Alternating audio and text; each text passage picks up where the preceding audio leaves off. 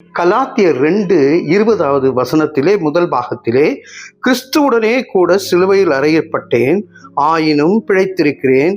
இனி நான் அல்ல, கிறிஸ்துவே எனக்குள் பிழைத்திருக்கிறார். பவுல் சொல்றாரு, இனி நான் அல்ல, கிறிஸ்துவே எனக்குள்ள பிழைத்திருக்கிறார். நான் பிழைத்திருக்கிறது மாம்சத்திலே பிழைத்திருக்கிறேன்.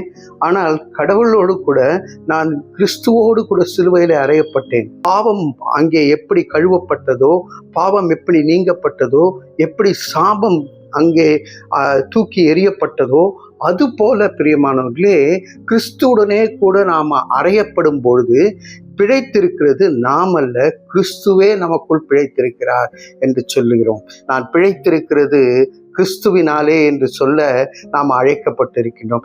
ஒரு இடத்துல ஒரு பெரிய வாட்டர் ஃபால்ஸ் இருந்ததாம். அந்த வாட்டர் ஃபால்ஸ் 2 குன்றுகள் மத்தியிலே இருந்ததுனால அந்த 2 குன்றுகளுக்கும் இடையே ஒரு கயிறு கட்டி சாகசத்தை பண்ணி கொண்டு இருந்தாராம் ஒருத்தர். அவர் அப்படியே அந்த கயிற்று மேலாம் நடப்பார், அதில் எக்ஸசைஸ்லாம் பண்ணுவார். அதை பார்த்து எல்லாரும் மக்கள் கரங்களை தட்டி உற்சாகமாக இருந்தார்களாம். அப்போது அவர் கேட்டாராம், இவ்வளோ பேர் இருக்கீங்களே, ஒருவர் யாராவது வாலண்டியர் வரீங்களா, என் கூட வாங்க, நான் உங்களை கூட்டிகிட்டு போய் அக்கறையில் சேர்க்குறேன். எல்லாரும் பயந்துட்டாங்களாம், எப்பா நான் வரல, நம்ம எதுக்கு வம்புன்னு. ஆனால் ஒருத்தர் சொன்னாராம், சரி நான் வரேன்னு. அவர் நல்லா படித்தவராக இருக்கிறார்.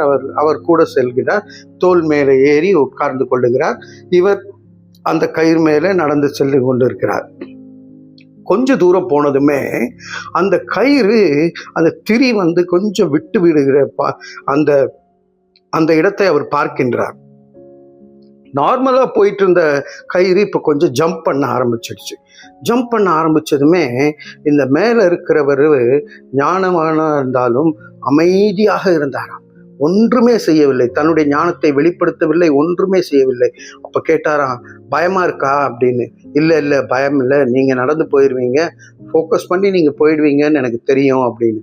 அப்போ அவர் சொன்னாராம், மெதுவாக தோளில் இருந்து மாத்திரம் இறங்குங்க, இறங்கி என் சட்டையை போல கட்டி பிடிச்சிக்கோங்கன்னாராம். அப்படி கட்டி பிடிச்சதுமே கடகடன்னு கிராஸ் பண்ணி போயிட்டாராம்.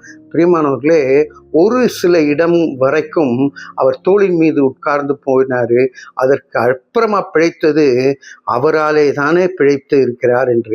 நாம கூட நம்முடைய வாழ்க்கையில் சில இடங்களில் தோளின் மீது உட்கார்ந்து அப்படியே சந்தோஷமா இருக்கும். சில இடங்களில் நடக்க முடியாத இக்கட்டான சூழ்நிலை வரும்பொழுது பிரியமானவர்களே, அங்கு கர்த்தர் பெரிய காரியங்களை செய்திருவார். அவர் மூலமாக நம்ம பிழைத்திருப்போம். அவரை கட்டி பிடித்து கொண்டு நகர்ந்து செல்ல கர்த்தர் நமக்கு உதவி செய்வாராக.